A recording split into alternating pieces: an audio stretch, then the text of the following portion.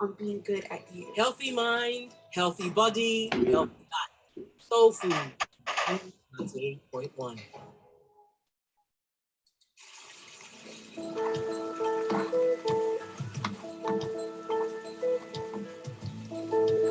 Okay, let's get the party started.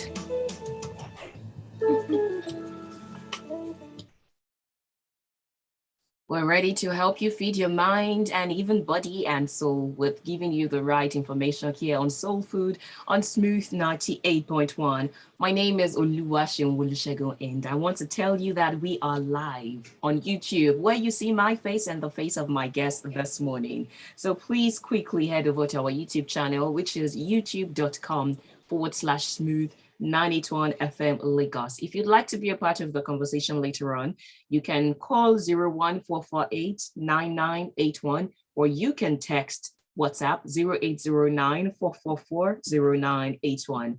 We are talking about anxiety disorders this morning and would like to just understand it, get to the nitty-gritty, have a lot of things cleared about it.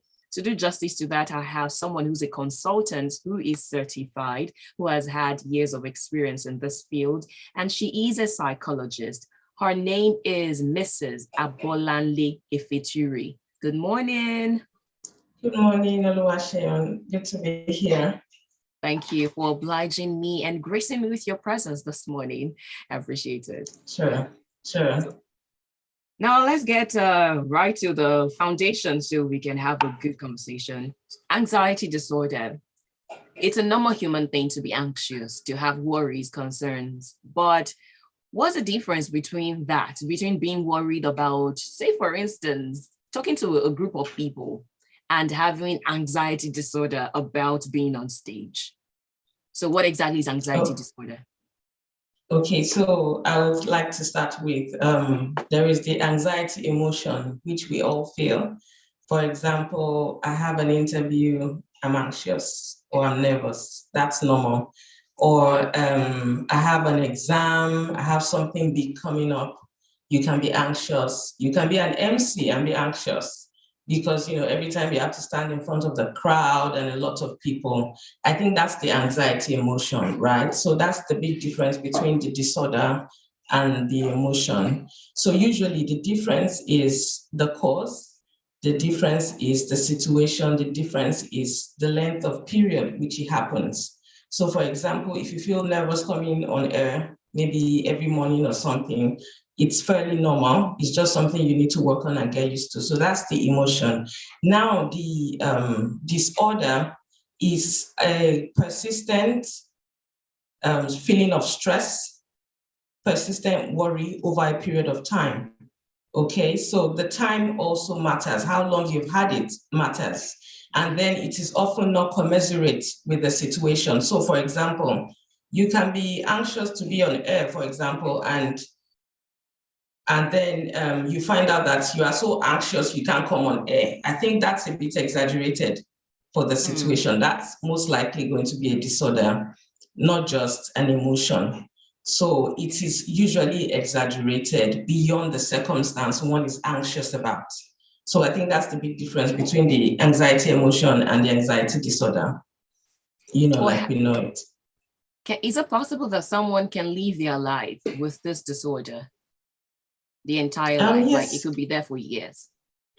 It can be there for years. It can, but oftentimes it's impossible to continue living that way because you will get uncomfortable. If it continues over a period of time, depression will set in, and then it becomes impossible for you to live your everyday life, such as go to school, go to work.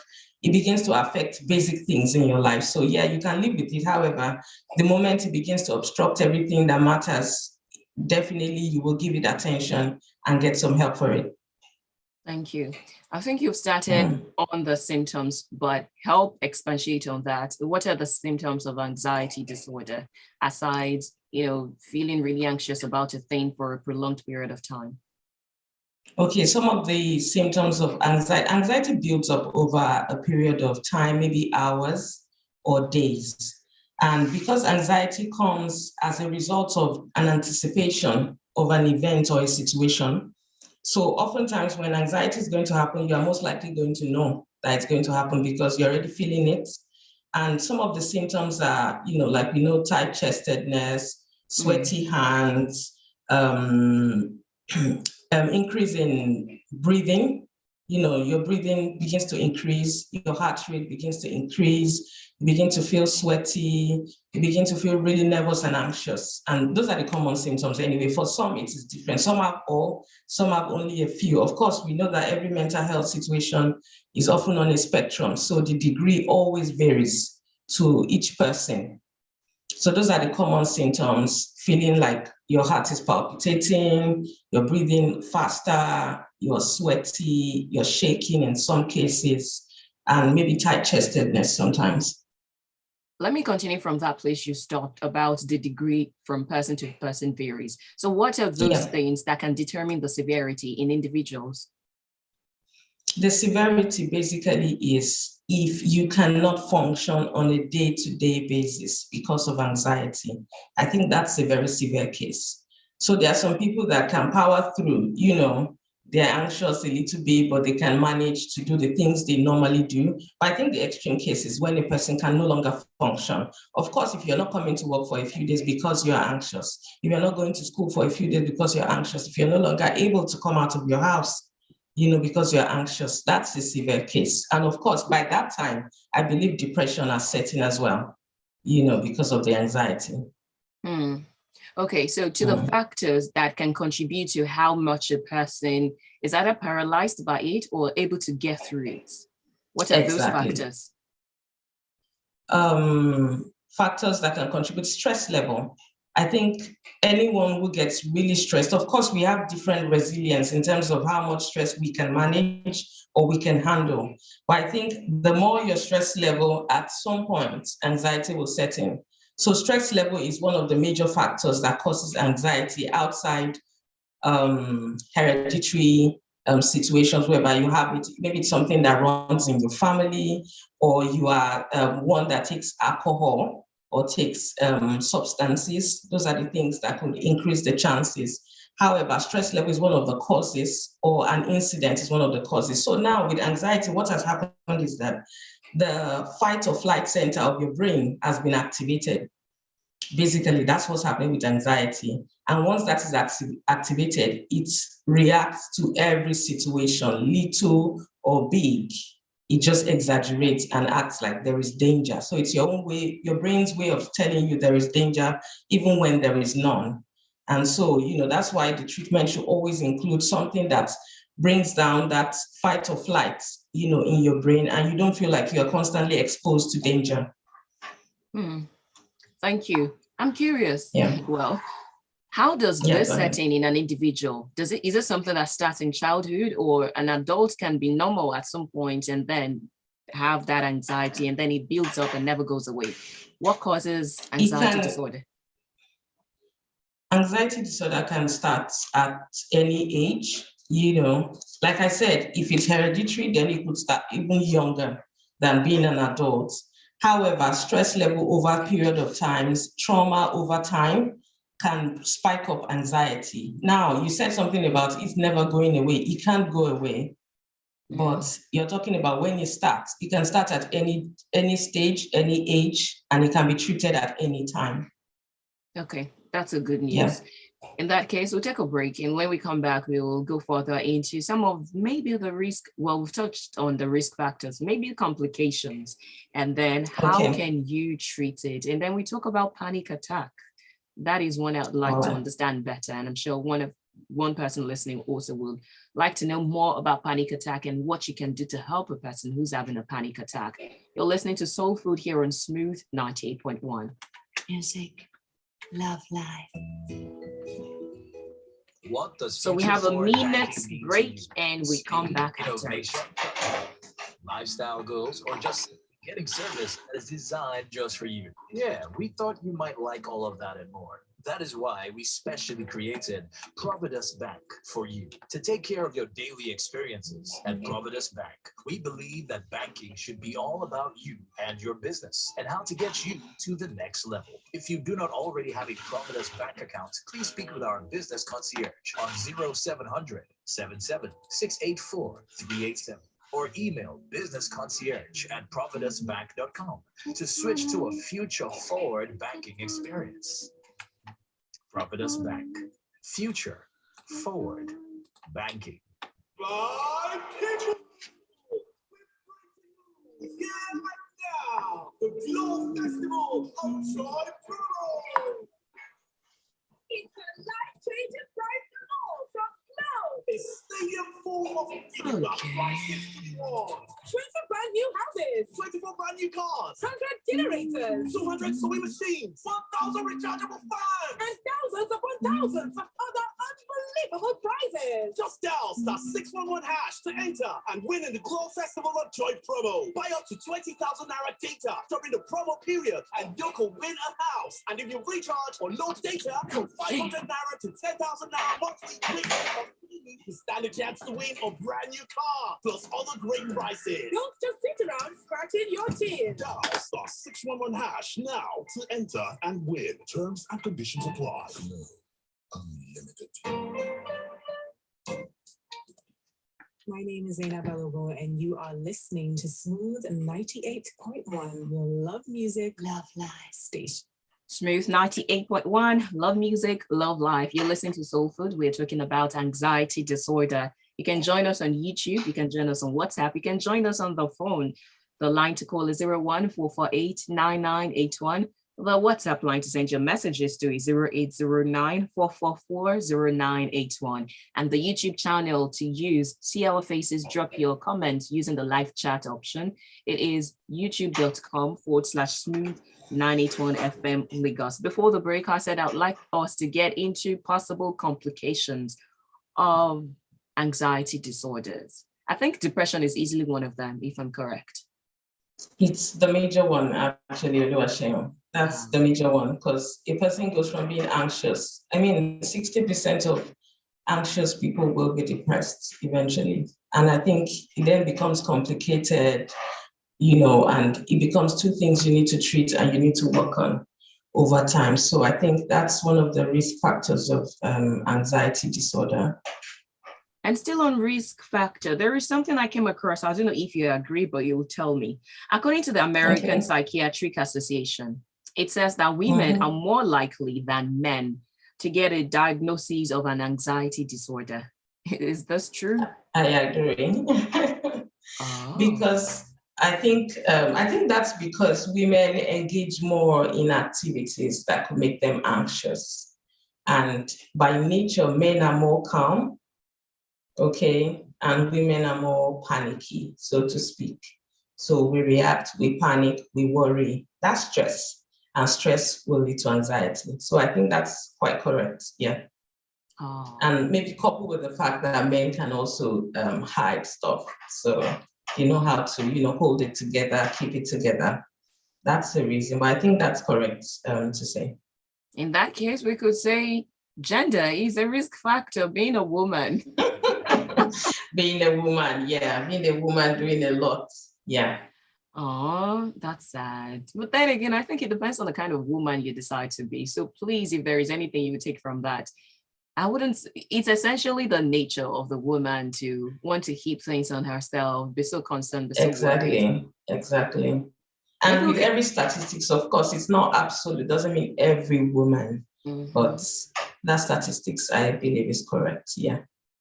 Maybe we can take a cue from the men and learn how to compartmentalize and just, let it go. I think that's another debate because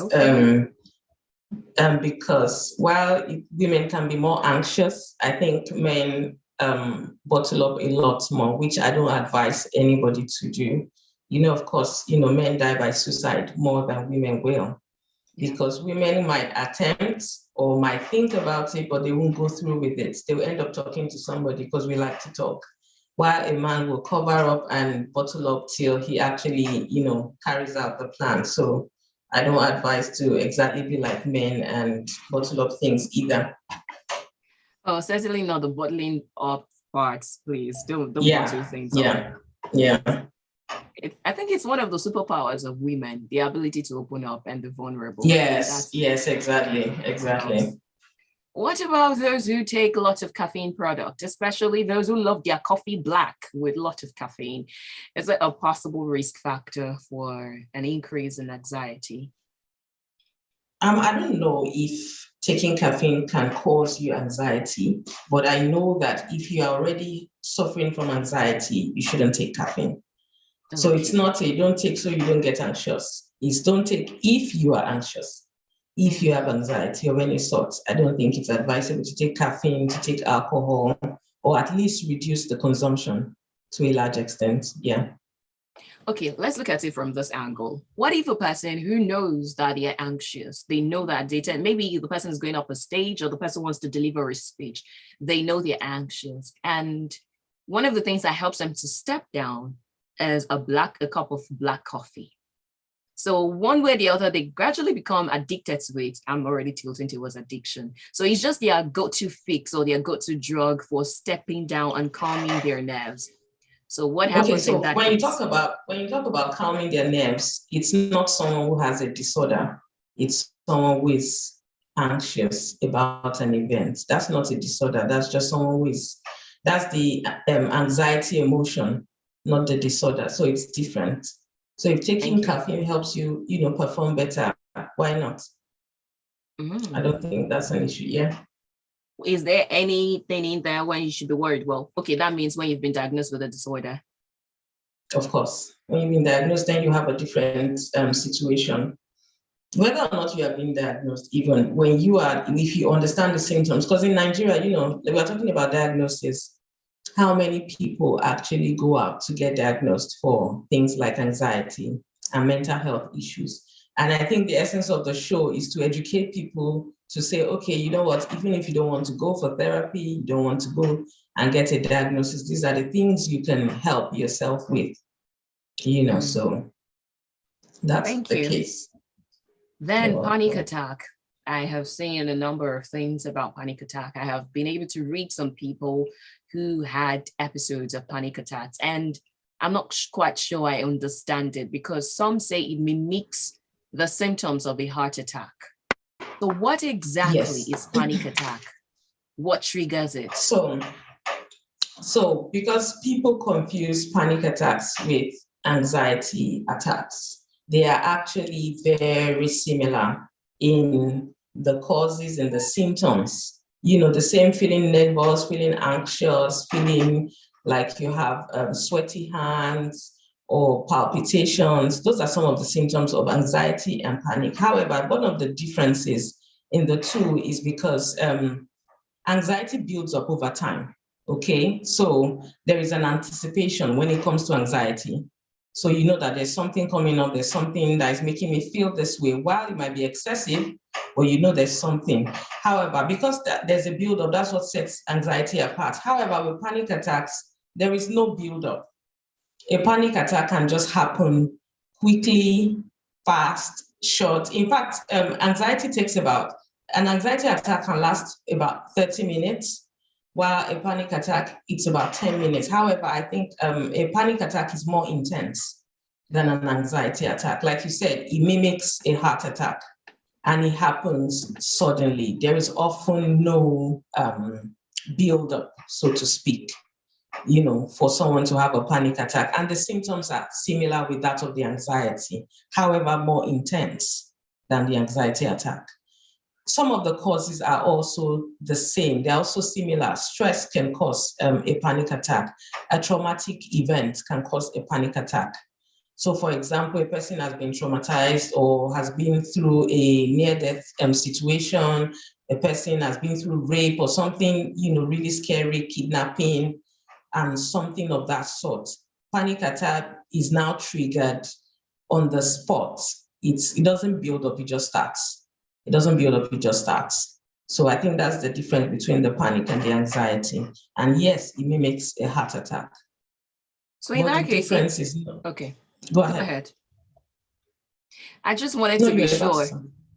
because what happens when a person who's having a panic attack is in the environment with some other people and they want to help you? How do they know what to do? Plus, what are you expected to do when you have a panic attack? People would ordinarily not know you have a panic attack. If you do, because let's assume you're in a gathering and it's happening for the first time, and the people around you are not aware that you suffer from panic attacks, they might not know what to do. However, if by any chance anyone knows what to do, is to keep calm, sit the person up, help them get some air. It's not a heart attack, so you're not going to die. That's the first step. So what we always tell a person who has a panic attack is knowing that you are suffering from panic is the first step. Just knowing that I suffer from panic attacks and I'm not going to die. Because the main fear is it gets more intense when you begin to feel, am I going to die? Am I about to die? So I think it's more relaxed when the person knows that this is a panic attack and I'm not going to die, I'll be fine. I just need to relax, breathe, and it will go off in a few minutes. That's the first step. That's like a first aid emergency treatment. There's really nothing you can do for a person who is suffering from panic than to stay calm, sit them up, and be as calm and relaxed as possible. It will go away. I'll be lying if I tell you I'm not confused, because I'm just in my head, I'm trying to differentiate between how do I know this person is going through a panic attack if I have no history, like you mentioned, or if I don't really have knowledge of it? And how do I know it is not a heart attack? And in the case of someone, I don't know, what if I just tell them, calm down, don't, you'll be fine, you will not die? What if the person is having a cardiac arrest? Well, there's no way for you to know. Like you said, if you are in a situation where a person has a panic attack, you are not going to know if the person has a panic attack. But of course, things like age factors can tell you that a person who is young, a person who is under regular or normal weight is not likely to have a heart attack. And if you choose to treat them like a heart attack patient and emergency, take them to hospital, it works. But then if a person is not aware, there's no way for you to know that this person is suffering from a panic attack. So the best thing is to stay calm and help them in that situation. I don't know, have you ever seen a person having a panic attack in public before? No, just it's not that common. And that's because most people who suffer from panic attacks sort of avoid gatherings. They stay away from lots of crowd. They are constantly trying to manage the attack so that they don't get embarrassed in public or they don't have a meltdown in public. So it's not something that happens commonly. But then for me, I think the advice is for a person who suffers the panic attack themselves to know that they'll be fine, they'll be okay, there's help available. Stay calm, stay relaxed, go to therapy. And if it's really tough, start a medication treatment. Wow, this is deeper than I thought. I will take this one from Cruz and then we'd go to the treatment and management. He says, good morning. I'm not trying to belittle people's real life situations, but is being anxious not a normal reaction, just like response to stimulus? I think we all get anxious when we're up against something we're scared about or excited about. Wouldn't techniques on learning how to manage anxiety be the solution for all? Or are some people's level of anxiety at an exponentially high level? Just asking honest, innocent questions here, not trying to rubbish anyone's reality. Yeah, I understand where the person is coming from. However, you need to have experienced people who suffer these things. It's not a joke. It's not the regular, I'm anxious because I'm happy. I'm anxious because I have an exam. I'm anxious because I have a meeting. It's something that is suffered from if not every day, probably every other day. Okay, so I'll give an example. I had a client like about 2 years ago who suffers from anxiety. And in his case, he started from work because, I think he was working in a really harsh organization where they are rude, they speak down on people, he feels tense. Every time you go to work, you have a meeting, it's always very dramatic. And I think that was where his anxiety developed from, the stress from the work environment. It got so bad that he couldn't attend meetings at work. He said he can do regular work, but then the moment they say, let's have a meeting, that's it. He starts sweating, his heart starts palpitating, he starts having this situation. It's real. And people like that need to go for treatment. So, like she said, everybody has anxiety. Yes, like I explained at the beginning, first, there is the emotion. We're not talking about that. We're talking about the disorder. The emotion is the one that happens when you're happy, when you're excited, when something is happening. That's the emotion that happens to every one of us. But we're talking about the disorder because the disorder is real for some people and people go through it. And there is even medication for anxiety disorder. So I don't think it should be taken. But of course, I understand and I don't get offended when I hear people make assumptions about mental health, illnesses or disorders, because it's not tangible. People can't see it. And there is no blood work oftentimes. Mental health disorders and illnesses are diagnosed based on symptoms. So it's how are you feeling it? How often? How many times? What are you feeling? That's how they decide, okay, this is what you have. There is no blood work that can say this is what is happening and this is what you're going through. So that's why most people think, maybe it's not real. And of course, it doesn't happen to everybody. So you can only understand when you have been around people. Like I've never had an anxiety disorder, but I've had clients and their experiences are real, so that's it. Thank you for that clarity. We'll take our last break, and when we come back, it will be all about the treatment and management of anxiety disorder. You're listening to Soul Food here on Smooth 98.1. Smooth, smooth, smooth.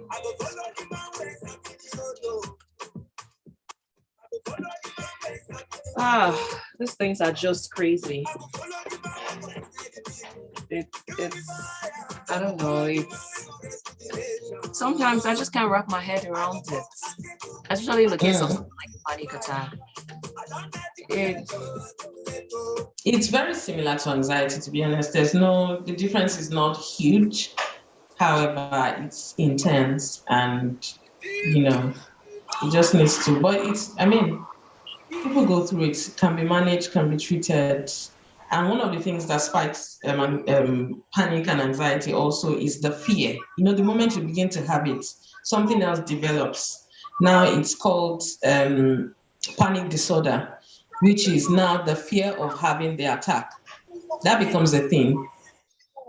So you're having the fear and the fear doesn't help. So that's why, at that point, therapy is needed because you need to get over the fear, of having it, because that will cripple you as well. You want to go somewhere, you're like, I'm not going because I might have the attack. I'm not doing this because I might have the attack. And then it begins to shrink and shrink your life.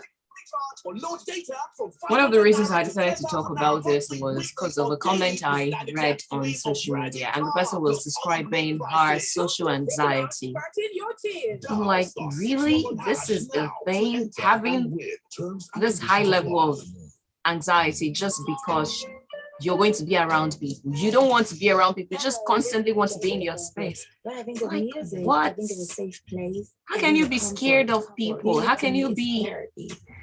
But oftentimes it's deep-rooted. It's deep-rooted. That's why we say therapy. It's deep-rooted. It's often not just the fact that I don't like people. It's where are you coming from? What are your experiences? How did you grow up? What started this social? Nobody was born to hate people, It's just situational. And then if you get used to it, yeah.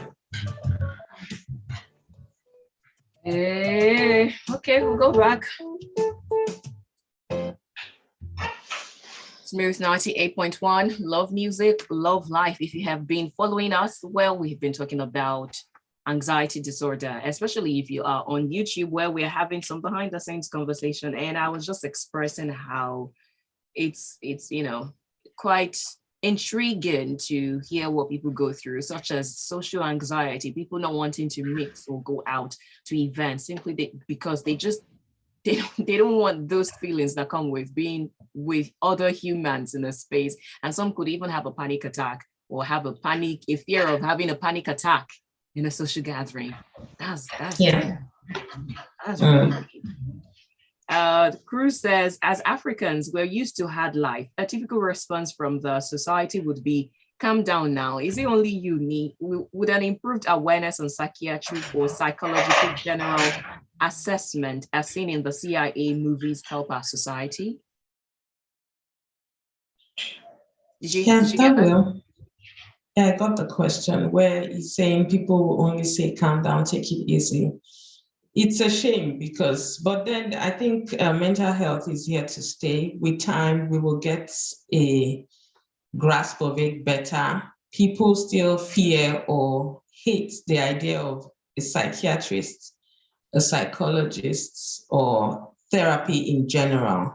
But what I always say is, take your life personal, because if you're waiting for the society to accept that you have a mental illness or you need help, then nobody's going to give you. If you need help, go to the right quarters. Go to those who understand it and those who will not say, oh, just get over it, you'll be fine. Those that understand that it is a thing. If we keep waiting for the society to accept, to agree, we will suffer simply because we don't want to come out to say there's something wrong with me. If something is wrong, then do something about it.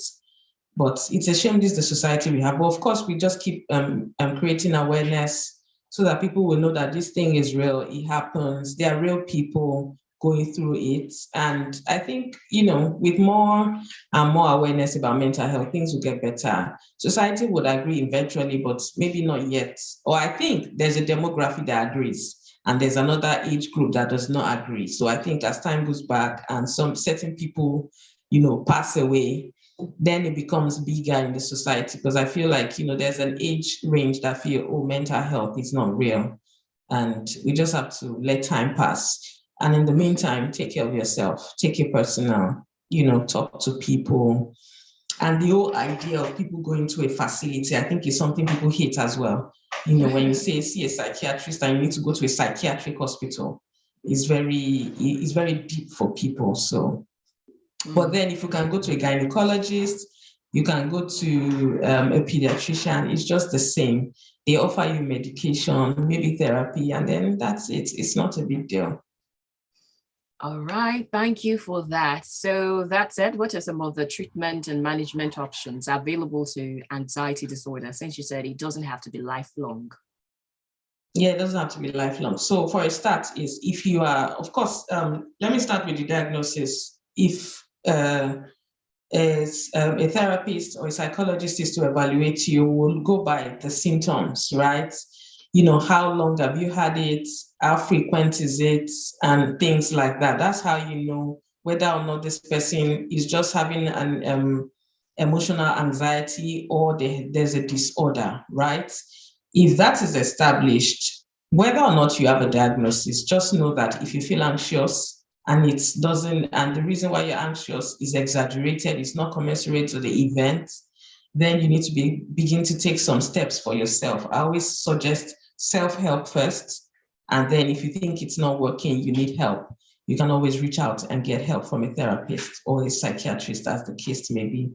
So stress management is very important. You need to understand. Now you could be working with somebody who doesn't get as stressed as you and then want to compare yourself. But if the stress is beginning to get to you, it is time for you to slow down, manage your stress. Also, physical activities is encouraged. People think you need to only do physical activities to lose weight. No, physical activity can be as little as taking a walk, spending time by yourself, getting some me time, getting some air, just, stretching your body and moving your body in general. Also, you should cut down on caffeine. We know that. On alcohol intake, if that's your thing, you definitely need to cut down on it. You need to begin to prioritize your sleep. Sleep is so important. If you sleep well and you rest well, it also helps you drop your stress level. Eat well and meditate if you can. People find meditation very abstract or very Western or very foreign. If you can meditate, some sort of mindfulness. And what is meditation? Basically, it's staying present. It's not spiritual like that. Some people use it for spiritual reasons, but then in this case, We are talking about staying present, because anxiety is driven by anticipation, okay? And if you're trying to stay present, staying present is I'm not going to think of the next minute. I'm not thinking of tomorrow. I'm here, right now. I'm staying present. And how can you stay present? One of the things you can do is look around your environment, identify objects in your environment, identify smell in your environment, identify what you can see in your environment. It just keeps you in the present. And of course, people can practice meditation mindfulness in different ways. Some people can do it through walking and staying present, eating and staying present, just sitting still and staying present. It doesn't follow any format. You can just use that to keep yourself grounded and keep yourself in the same position. After which you have tried self-help, you can go for therapy. I think that's next level. You can go for therapy, and the therapists will probably use like CBT technique or exposure technique. It depends on whatever method they use. CBT is just to help you process your thoughts, your feelings, and cognitive based. Yes, cognitive behavioral therapy to help you process, your thoughts, your thoughts level and things like that. Because of course, when you're anticipating, a person that anticipates and is anxious will have a lot of automatic thoughts, and you need to manage those thoughts and rationalize those thoughts, as the case may be. Therapy, and then when it is advanced, you can do medication with a psychiatrist. Now, the medication is this. Some people say, how do you know who needs medication? It's getting medication for mental health is like getting your head out of water if you're drowning, right? If you're drowning, we can't talk about it. Yeah, you just need to raise your head out of water. That's what medication does. It gives you some stability. Then you can talk, right? So that's what medication does. And it's usually a psychiatrist that I know, or some psychologists prescribe medication for people, anti-anxiety, anti-depression medications, and it works. And then therapy works anyway. So whichever way you want to go, it works, and get the help you need. So those are the basic treatments of anxiety. Of course, time is also your ally. You need to be patient and let time pass and go through the process. Surely a person with anxiety disorder can get better. Thank you so much. That is hope. I'd like to end on that hopeful note, that a person who has anxiety disorder can get better. So if you know someone who has that, you already have the steps and how they can get better. Better still, you can reach out to Care Space, that's Care_Space NG on Instagram. That's the handle of Mrs. Abolanle Ifechiri, who's my guest this morning. Again, that is Care_Space NG. And you can find out more interesting and, of course, educating content on the page too. Well, thank you so much for your time and your presence and explanation. Thank you for having me, Shim. Thank you for having me. It's always a pleasure. Thank you so much. I look forward to more conversations, actually. So thank you. All right. Take care. Have a nice day. And you too. All right then. Bye. Bye. That's it on Soul Food for this morning, but we continue with Curious Minds from 8:40 till 8:55. It's for the children between 6 to 15 years of age. We have that interesting thing where first you need to greet me in your native language, your mother tongue, be it Yoruba, Igbo, Hausa, whatever tribe you're from. You have to greet me because these children need to learn how to speak their native language. We don't want to lose our identity. So 6 to 15 years of age, that's the age bracket. And of course, it starts 8:40 here on Smooth 98.1. And the rest will follow. You start with figuring out what is healthy. Thank you for streaming with us. Thank you for bye.